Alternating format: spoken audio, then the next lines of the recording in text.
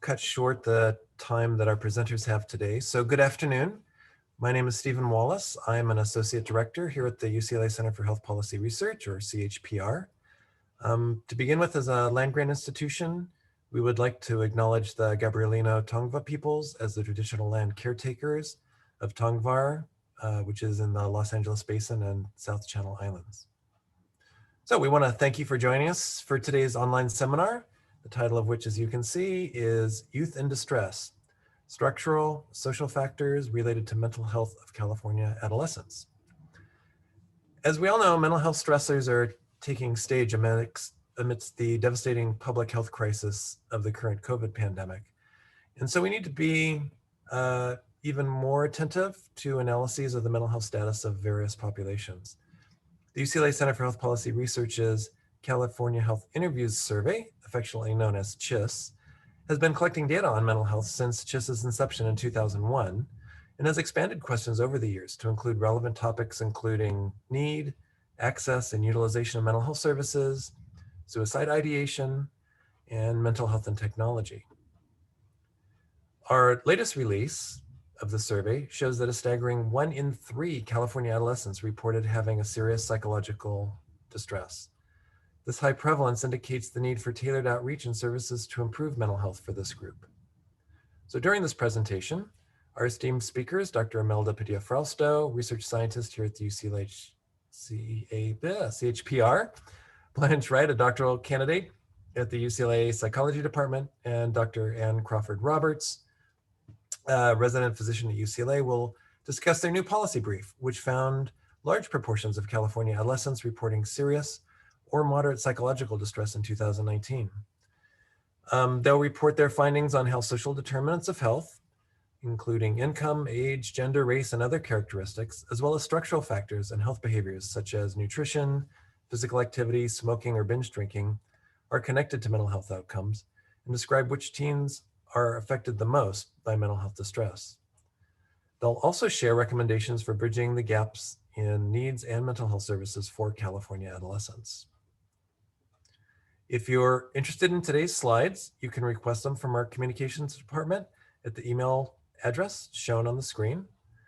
In addition, the webinar is being recorded and will be posted to our YouTube channel in the coming weeks. If you want to rewatch any of this, or if you've got colleagues who weren't able to attend but would be interested in the presentation.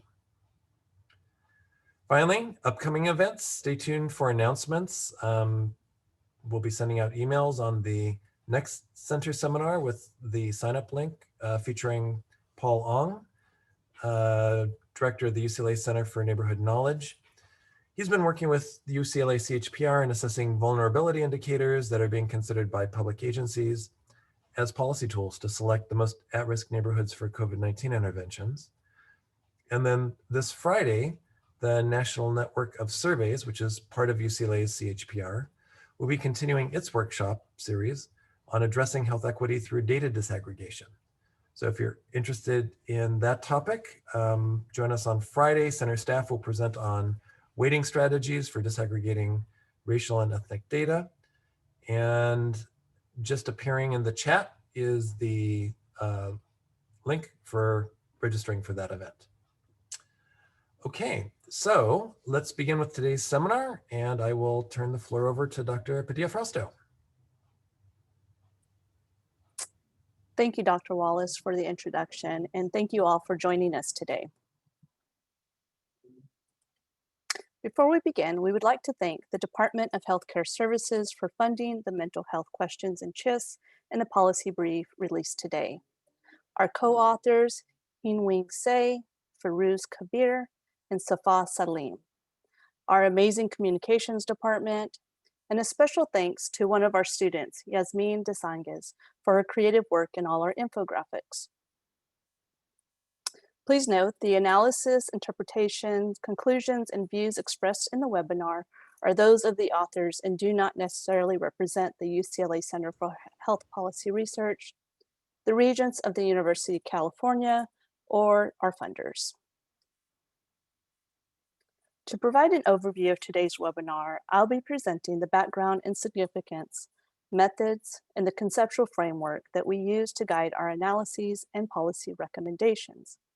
Then Ms. Wright and Dr. Crawford-Roberts will be presenting the results, and we will conclude with Ms. Wright presenting the policy recommendations. We will leave time at the end for Q&A. According to the World Health Organization, mental health disorders are among the leading causes of illness and disability for children and adolescents. National estimates show that approximately 1 out of every 2 adolescents are affected by a mental health disorder. National psychiatric epidemiological studies show that half of lifetime mental health disorders first manifest before age 14. For example, among adolescents ages 13 to 18, anxiety was the most common disorder, with 32% of adolescents identified as having an anxiety disorder, and a median age of onset at 6 years old. The next common disorder was behavior, with 19% of adolescents and a median age of onset at 11 years old. The next common was mood disorders, with 14% of adolescents and a median age of onset at 13 years old. And lastly, substance use disorders, with 11% of adolescents and a median age of onset at 15 years old. Early identification and proper treatment of adolescent mental health problems is crucial to safeguard successful academic and social functioning among adolescents and to prevent long-lasting negative consequences in adulthood. We will be presenting data from the 2019 California Health Interview Survey. Data are collected in interviews with adolescents sampled from every county in the state. In 2019, we had a total of 847 adolescents who completed the survey. CHIS is designed with the complex survey methods, which require survey weights to be used in population-level analyses. One of the main limitations of using CHIS to estimate adolescents' need for mental health care is that it is a household survey. This means that adolescents who are in foster care, who are homeless, or in the juvenile justice system are not included in these analyses, which may underestimate actual need for care among adolescents. To measure psychological distress, CHIS uses the Kessler-6. It is a 6-item instrument asking respondents, how often do you feel nervous, hopeless, restless, or fidgety, depressed that nothing could cheer you up, that everything was an effort, and worthless. Responses are all of the time with a score of 4, most of the time with a score of 3, some of the time with a score of 2, and a little of the time with a score of 1, and none of the time with a score of 0. The scores for all 6 responses are summed, resulting in a total score ranging from 0 to 24. If respondents score between 8 and 12, we identify them as having moderate psychological distress. This has been validated to be a clinically relevant level. For respondents scoring 13 or higher, we identify them as having serious psychological distress. A score of 13 or greater is a clinically validated measure designed to estimate the prevalence of diagnosable mental disorders within a population. The analyses and policy recommendations presented today were guided by the World Health Organization's Conceptual Framework for Action on the Social Determinants of Health. This was created by the Commission on Social Determinants of Health. Starting on the left, we see the socioeconomic and political context is conceptualized to impact equity in health and well-being on the far right-hand side through socioeconomic position and intermediary determinants that you see in the middle. At the bottom of this framework, there are 2 main categories. On the left, we have structural and social determinants of health inequities, and on the right, we have intermediary social determinants of health. The authors note that the vocabulary of structural determinants and intermediary determinants underscore the causal priority of the structural factors. In the next two slides, we'll take a closer look at each of these categories to provide a better understanding of how this conceptual model maps to our findings and policy recommendations. First, we'll take a look at the structural social determinants of health inequities. On the left-hand side, we see the socioeconomic and political context of a society includes contextual aspects that affect inequities in health. These aspects of governance, macroeconomic, social, and public policies, and cultural and societal values directly influence patterns of social hierarchy, which includes contextual domains such as class, power, prestige, and discrimination in a society. The smaller arrows pointing to the left indicate that the domains of a social hierarchy can also influence the socioeconomic and political context, as we have witnessed these past 4 years. The bidirectional nature of societal context and social hierarchy are conceptualized to exert an influence on health and well-being through the socioeconomic position of individuals or populations. Equity researchers, present company included, often use measures of income, education, occupation, gender, race and ethnicity, and I would also include immigration and citizenship status, as proxies for the social hierarchy domains which have been directly influenced by the socioeconomic and political context of our society. Later in this presentation, we talk about addressing socioeconomic inequities.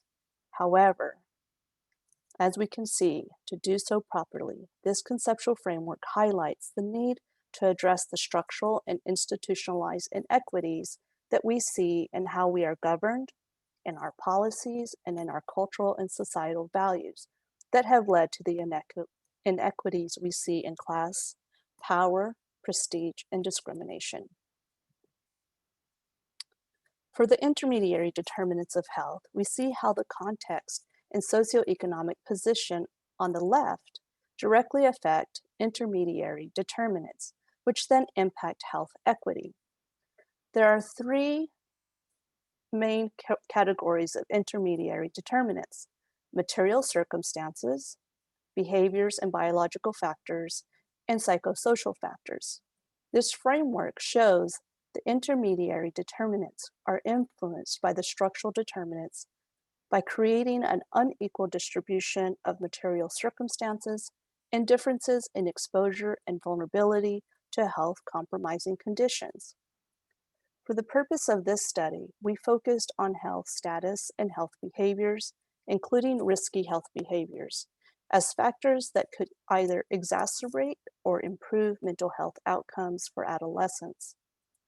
As we look at these associations between these health behaviors and adolescent mental health later in this presentation, please keep in mind the underlying socioeconomic, political context, and social stratification that play a role in both the unequal distribution of resources that could promote healthy behaviors and discourage risky behaviors, and the differential exposure and vulnerability to health and mental health compromising conditions. Adolescent mental health cannot be improved but solely by treating the individuals, or even the family. The structural determinants must be included when we talk about quote unquote proper treatment. Proper treatment must include treating the root cause of these inequities. Now we'll move on to the results of our study. Our findings show that nearly 1 in 3 adolescents reported having serious psychological distress in the past year, and that 1 in 7 reported having moderate psychological distress. That is nearly 1 in 2 adolescents in California that are affected by psychological distress. This mirrors national estimates. In our analyses, we found that moderate psychological distress did not vary across groups. Therefore, unless mentioned otherwise, the rest of our results will focus on serious psychological distress. If you are interested in the estimates for moderate psychological distress, please refer to the separate appendix that was released with the policy brief today. And maybe Tiffany can add that link into the chat for us. By age group, our findings show that older adolescents ages 15 to 17 were 1.5 times more likely to report serious psychological distress than younger adolescents aged 12 to 14. 36% of older adolescents reported serious psychological distress, or SPD, compared to 23% of younger adolescents. Now, I'd like to turn it over to Ms. Wright, who will be presenting the results for the structural and social determinants. I will be presenting results on the structural determinants of mental health inequities, which include both economic and social status indicators. For economic status, we looked at family income in relation to the federal poverty level and health insurance status. For social status, we looked at gender, gender expression, race and ethnicity, and immigration status. For family income by federal poverty level, we examined the combined rates of serious psychological distress, or SPD, and moderate psychological distress, or MPD. Among adolescents with families below the poverty level, 30.6% reported SPD, and an additional 27.4% reported MPD. Overall, adolescents from families living below the federal poverty level reported the highest rates of psychological distress at 58%, which was significantly higher than adolescents living in 100 to 199% above the federal poverty level, and also adolescents living 300% or more above the federal poverty level. Rates of SPD were similar between adolescents with private insurance and adolescents who had Medicaid or no insurance. Nearly 1 out of 3 adolescents with private insurance reported SPD, which was 31.9%. 1 out of 4 adolescents with Medicaid or no insurance reported SPD, which was 25.2%. These differences were not statistically significant. Next, I will present on SPD by social status indicators to highlight adolescents most vulnerable to SPD. I will report on SPD by gender, gender expression, race and ethnicity, and immigrant status.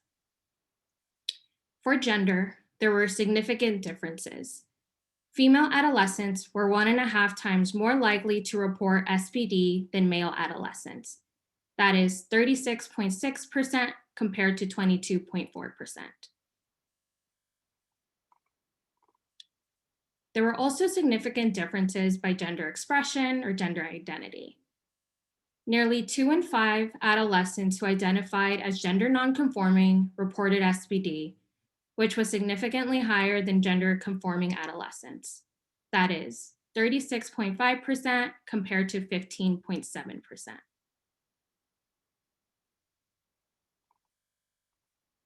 For race and ethnicity, the highest rate of SPD was found in multiracial adolescents. Approximately 2 in 5 reported SPD, which was 42.9%.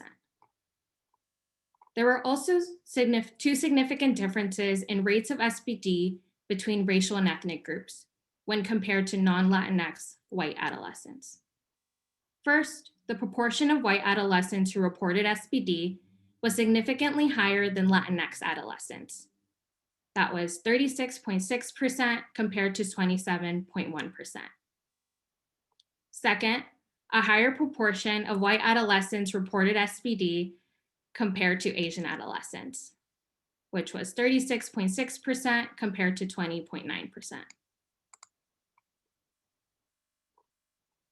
There was a significant difference by immigrant status as well. Foreign-born adolescents were 1.3 times more likely to report SPD compared to US-born adolescents, 37.7% compared to 28.8%. In summary, adolescents living below the federal poverty level were most vulnerable to psychological distress. Adolescent reports of SBD were similar by health insurance status, and adolescents more likely to report SBD if they were older, specifically 15 to 17 years old, were female, gender nonconforming, multiracial, or foreign-born. Now I'd like to turn it over to Dr. Crawford-Roberts to present the results for intermediate determinants, which according to the WHO framework can either improve or exacerbate mental health outcomes.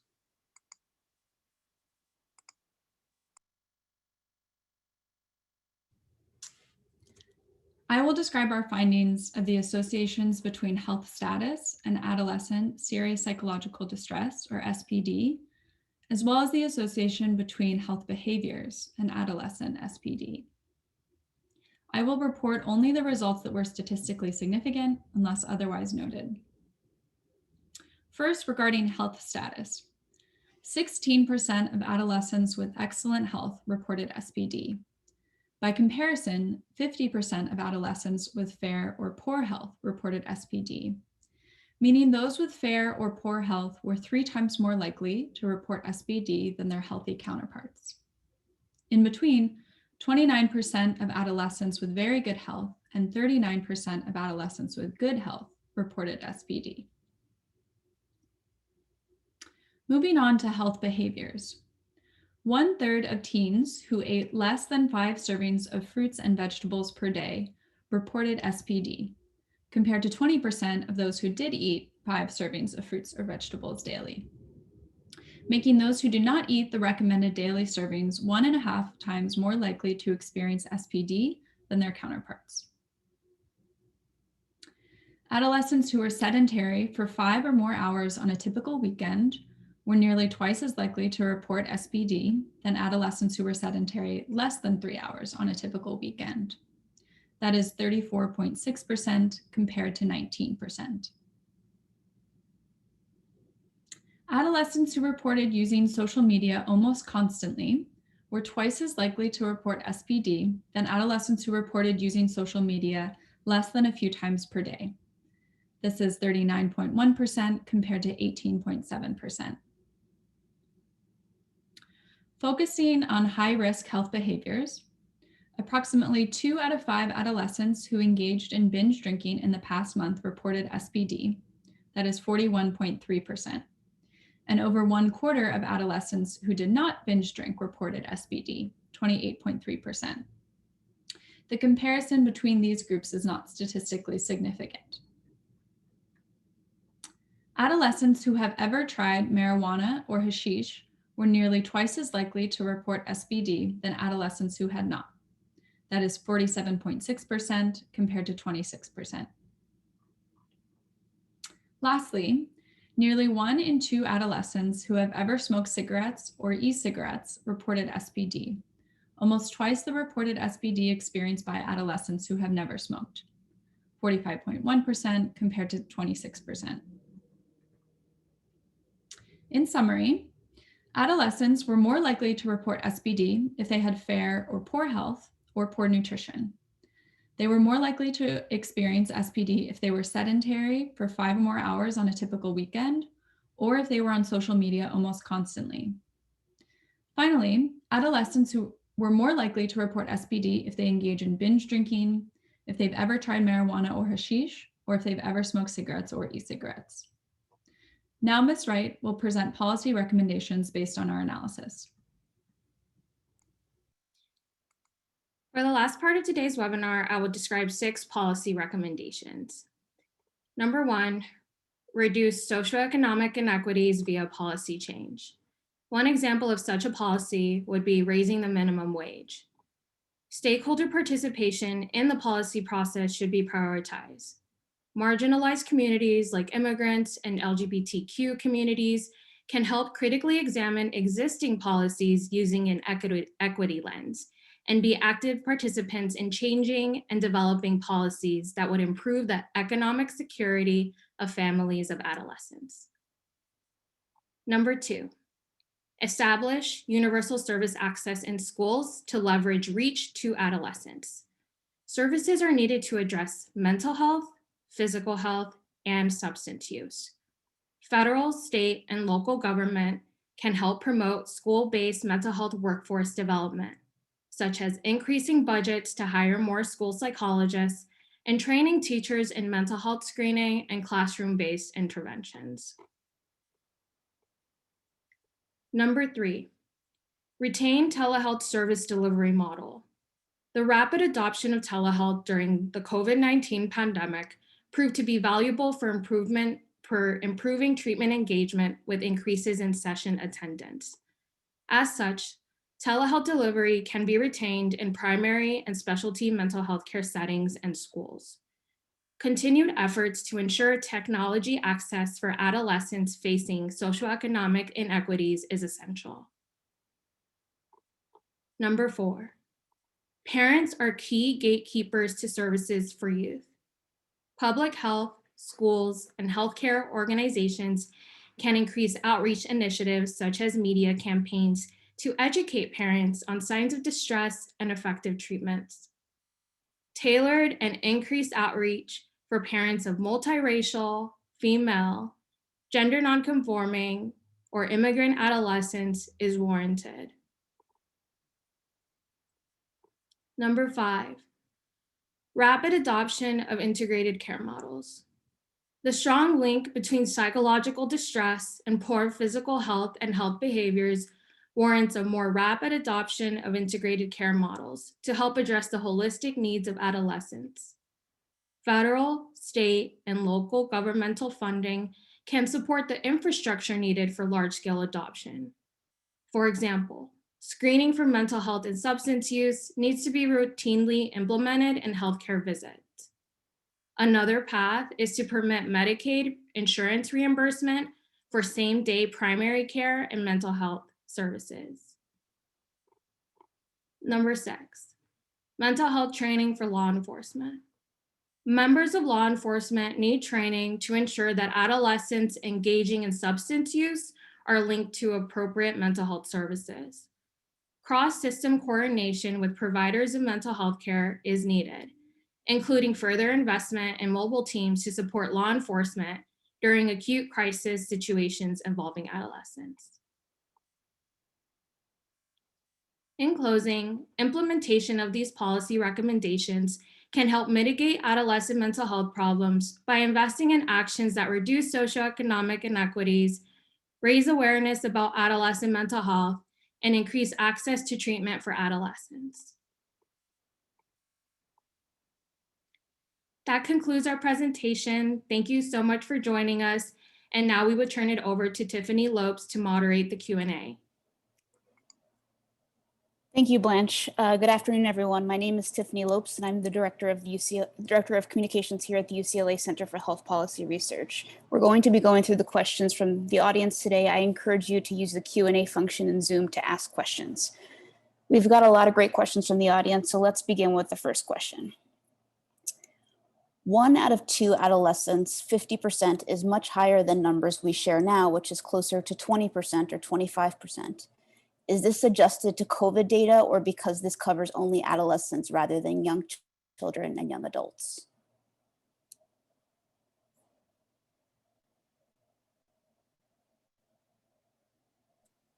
I can answer that question. So I'm not sure what data source you're referring to as far as the 20%, but this only includes the ages 12 to 17. So maybe that's the difference, but I'd be interested in knowing what data source is showing 20%. Thanks, Imelda. If the person who asked can put that into the chat, that would be great. Thank you. So the next question, how can we account for stigma surrounding mental health and how adolescents respond to these questions? Blanche, do you want to take that one? Yeah, definitely. This is something that we've discussed as a group, and that is something that we can't determine from the data, you know, how stigma is impacting the responses to these questions. And the K6 is an index of psychological distress and mental health problems, but it's not a comprehensive battery, right, of all the potential mental health related challenges that an adolescent may face. So it is possible that stigma is a factor. I think also intersectionality is really important here. You know, we were looking at rates of psychological distress by typically one identity. And so if we were to look potentially between gender and race and ethnicity, our results might be a little bit different. Thank you, Blanche. Since, and I think a couple people have actually asked this question, since the data is pre-COVID, do the researchers predict a significant increase in SPD? And can you also talk about if there's going to be further research on this topic once we have that data? I can answer that question. Yes, so this data was pre-COVID, and given what we know in research with stressors and our adolescents are going through a lot of different stressors with being homeschooled, and then family dynamic stressors, we do anticipate that there will be an effect on SPD, and we are collecting data on SPD, COVID specific questions in CHIS. So we are going to be looking at that, as it will provide a lot of insight into the needs of adolescents post-COVID. Thanks. Someone said it was interesting to see there was a decrease, then rise again in SPD and MPD according to federal poverty level between the second and third FPL tiers. What do you think accounts for this fluctuation in psychological distress by FPL?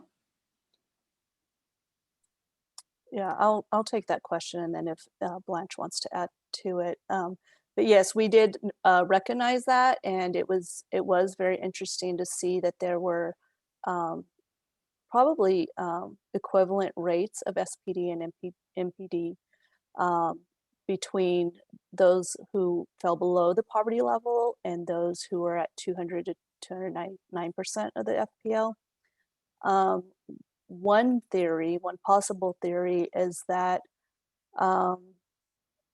people with incomes between 100 and 199% of FPL may have access to resources that those with higher incomes at 200% of the FPL may not. That's just one theory. It does deserve further exploration, I believe, to see why we're seeing this increase in that group. Blanche, is there anything else you wanted to add? I think something that we've discussed as well is just cost of living and how that might vary across the state. The cost of living in LA, for example, might be very different than the cost of living in Central California. So I agree with Dr. Padilla-Frausto, like this definitely warrants more investigation. Thank you both for that. So we get this question a lot, and Imelda, I know that you're anticipating it. So what are the future implications of this work, and how do you plan to take action with your policy recommendations? Well, I definitely think the future implications is that we definitely need to do a lot more research in adolescent mental health beyond just identifying the prevalence of psychological distress among our youth. I also think it deserves further exploration to look at adolescent mental health need among the populations we weren't able to capture in these data, such as children in foster care. We know they definitely have a higher need for mental health services.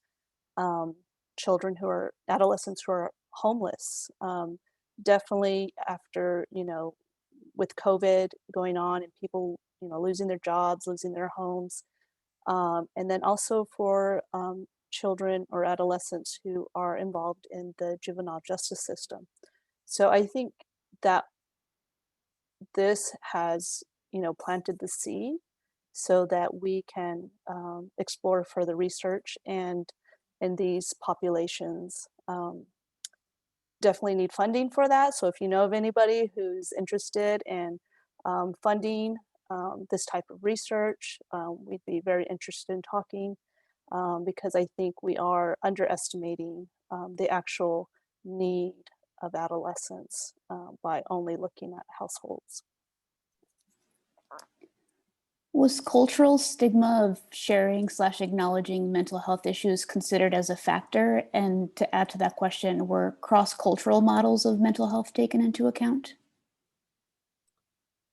Blanche, you want to answer that one?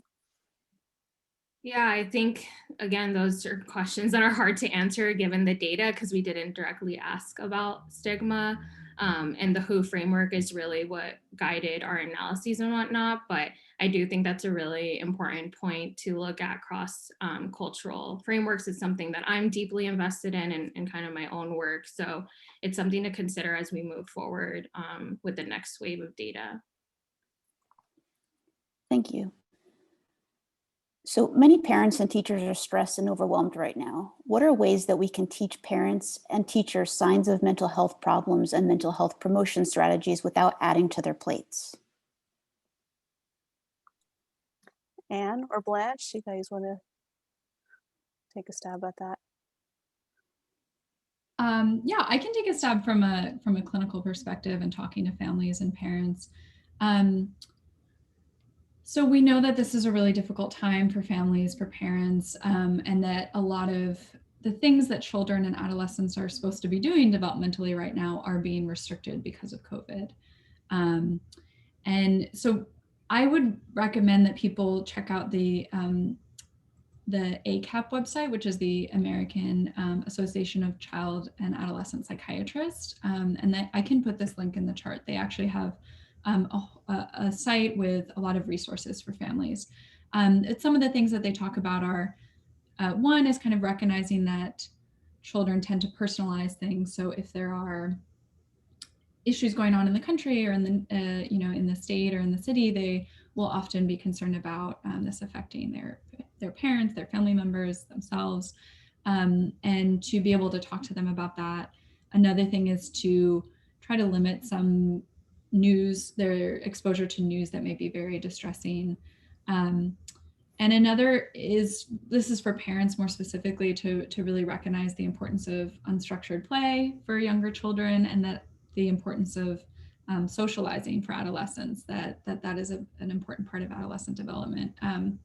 All of these things are challenging to do right now because of COVID, but trying to find ways to be able to do that despite is important. So I'll put that link in the chat rather.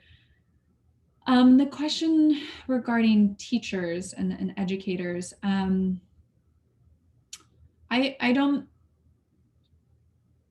don't have any good answers for that. I think I understand that educators are very overwhelmed with everything that's on their plate. I probably just more education on how to spot warning signs, but I don't really have anything further to say there. Thank you. Was there any data on how many self-reported adolescents with SPD or MPD also reported currently receiving any type of behavioral or mental health services and treatment? I can take that one. We did not look at that data for this policy brief. This is the first time we've looked at adolescent mental health, so I wanted to provide a comprehensive look at just what the need is. So I am hoping that the next policy brief we do on adolescents will be looking at the percentage who are actually receiving some types of services and what that looks like by some of these structural social determinants. Thank you. And sort of as a follow-up to that, somebody asked if you could please repeat how many survey responses were gathered? Oh yes, there were 864 this year, which has doubled since previous years. And this was due to us changing a little bit of our methods and how we collect data. We did move to a mixed method that included web-based responses. And I think that really helped with adolescents and getting responses from them. Thanks. This person says that they read the definitions of SPD and MPD on the policy brief. Wow, already, it just came out today. And they were wondering what specific mental health disorder is SPD and MPD referring to? Sure, I can take a stab at that one. So SPD, so the Kessler-6 is has been a validated measure for scores 13 or greater to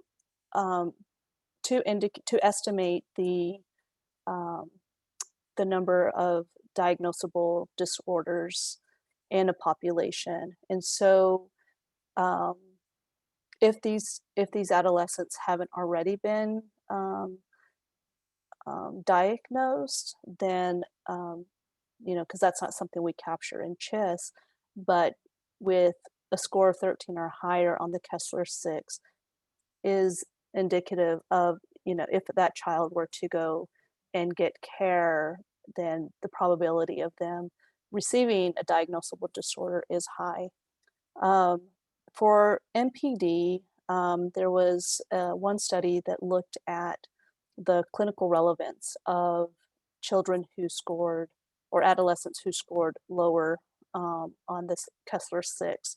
And so if you think of it like, if we think about physical illness, we have gradients of temperatures, and we can have a low grade temperature, which means, we're starting to get sick, and then it, increases to a higher temperature. So kind of similar with the Kessler-6, if you're, scoring between 8 and 12, that might indicate, you have a low grade temperature and need some sort of intervention or treatment.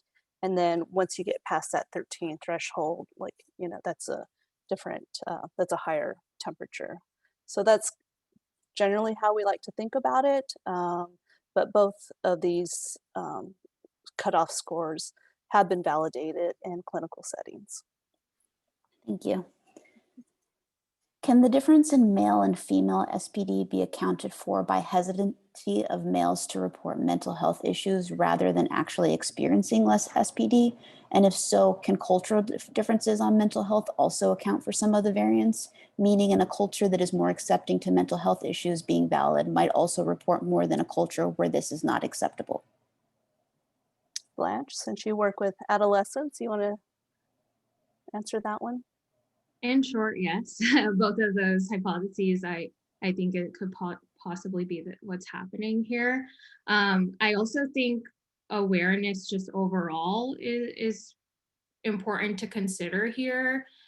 Sometimes anyone really across any age group, you don't necessarily realize as the distress is building up that you're experiencing it.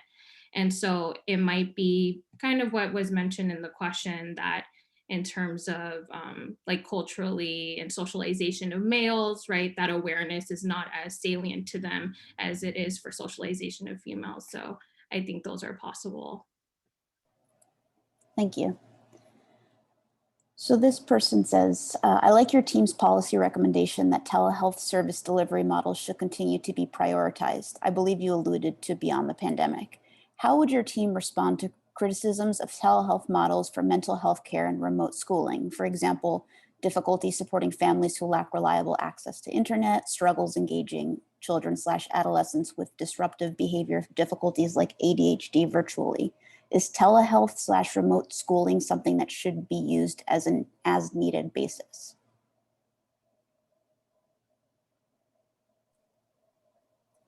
Anne, do you want to answer that one? Sure. Yeah. There are patients or people for whom telehealth works well, and there are people for whom telehealth is not a good permanent solution. So certainly appreciate this person's comment that yes, for people who don't have access to high-speed internet and to smartphones or computers, telehealth can create a barrier to care.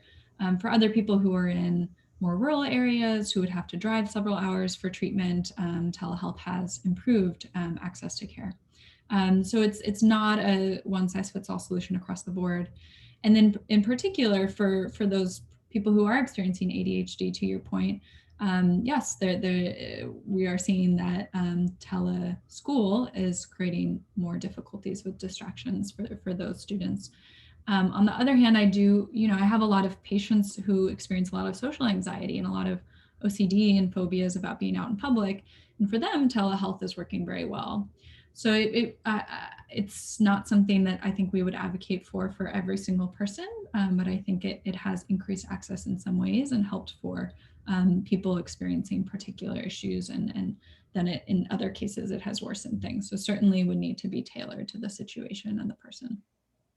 If I can add a bit to that response as well, we did try to acknowledge that the social economic inequities and how that may impact someone's ability, or a family or an adolescent's ability to really access telehealth. So I would agree that it's not a one size fits all.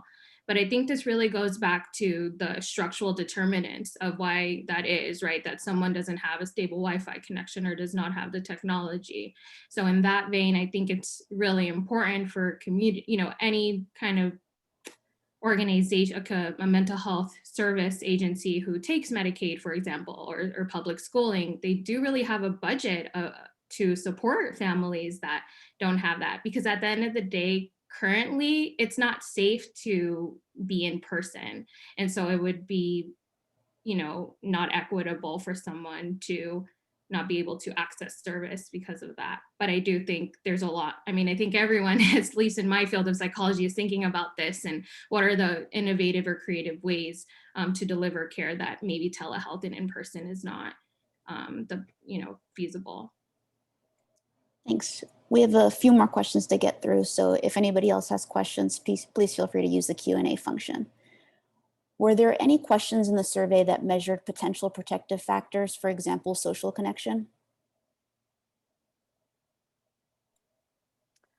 Yes, there are other questions in the survey that look at some of these protective factors, and that's definitely something, an area to explore further, especially as we think about this framework by the World Health Organization of not just looking at what are the risks, but also what are the protective factors and how can we better promote those and increase those in our communities. Thank you. How confident are the researchers in the findings that close to 1 in 2 California adolescents experience psychological distress holds true across the state? 864 responses just seems a bit low when I understand there are close to 4 million adolescents in California. I'd like to cite this study to demonstrate the need for mental health services. Can you speak more to how you selected these 864 respondents and why you think this survey is reflective of the general California adolescent population? Sure, I can answer that question. So yes, 864 out of 4 million adolescents does seem low. And what we do at CHIS, and there's information on our website that gets into further explanation of the methodology of the CHIS survey.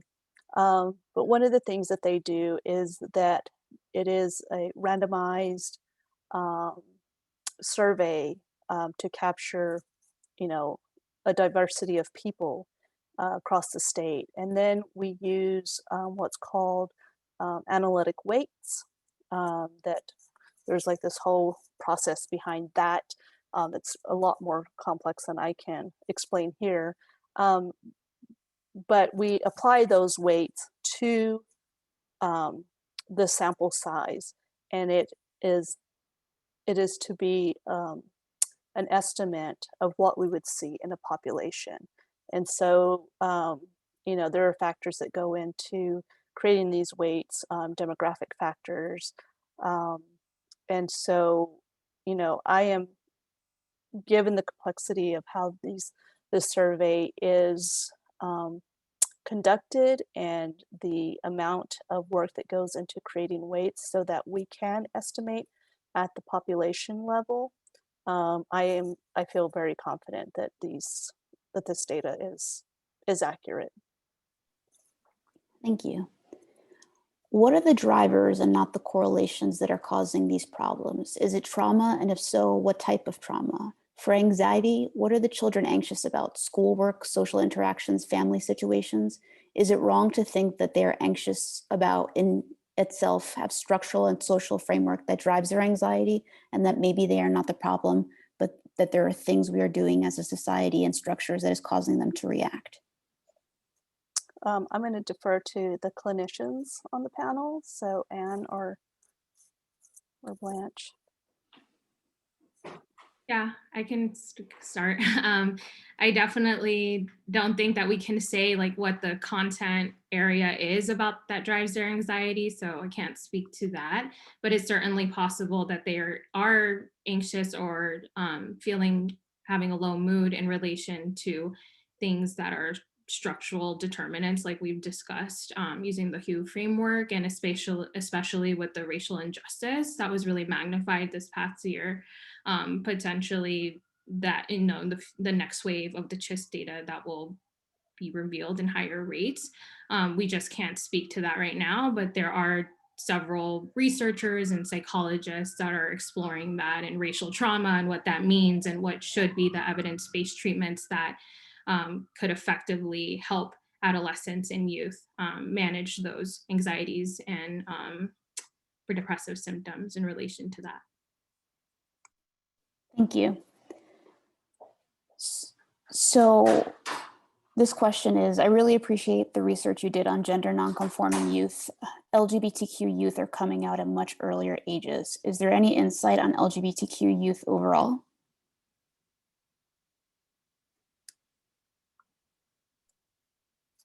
In what terms? I'm sorry, I don't understand.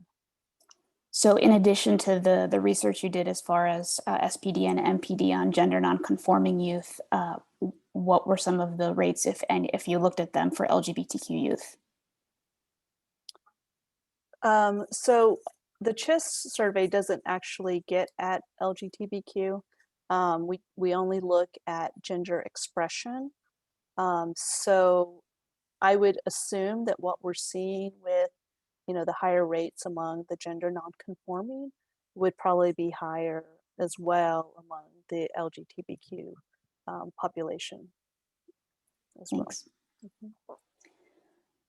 So this person says, I may have missed this during the presentation, but would you mind clarifying the rates of SPD/MPD for Native American youth? Yes, so we did not include that population. Unfortunately, our sample size for Native American youth is way too small to look at it across just 1 year. But I am hoping for future policy work, policy brief work, is to take a closer look at Native American youth by pulling multiple years of CHIS data so that we can have a large enough sample to have stable estimates for this population. I think it's an important population to look at, and I would like for us to look at that further. So thank you for your question. Thanks. So this person says, I'd like to know if mental health providers' biases were taken into account, including their own oppressed and privileged identities, and what impact this has on I believe the word they were looking for is data. Oh, on the treatment dyad. So we don't have data on health providers and their biases. So that's not something we actually looked at, but I'm wondering if Ms. Wright or Dr. Crawford-Roberts, if you guys have any insight into research on that. I think this is a topic that is being looked at a lot in psychiatry and in psychology. I don't know if there are good studies, but I think that it is an area of a lot of introspection within the field. Yes, our CHIS data, this was not based on diagnoses that a mental health provider had given, and this was not performed by a mental health provider. Just to make that part clear, this was all data collected by various people who were completing the survey, but no mental health professionals and no mental health diagnoses.